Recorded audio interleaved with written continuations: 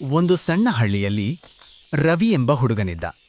ಅವನು ಬುದ್ಧಿವಂತನಾಗಿದ್ದರೂ ಕೆಲವೊಮ್ಮೆ ಸುಲಭದ ಮಾರ್ಗವನ್ನು ಆಯ್ಕೆ ಮಾಡುತ್ತಿದ್ದ.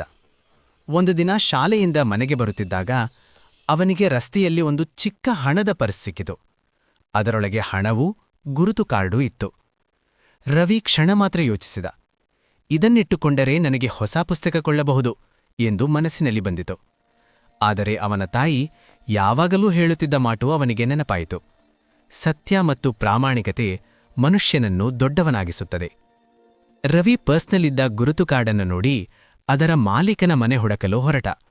ಹಲವರನ್ನೂ ಕೇಳುತ್ತಾ ಕೊನೆಗೆ ವೃದ್ಧನೊಬ್ಬನ ಮನೆ ತಲುಪಿದ. ವೃದ್ಧನು ಪರ್ಸ್ ಕಳೆದುಕೊಂಡು ತುಂಬಾ ದುಃಖದಲ್ಲಿದ್ದ.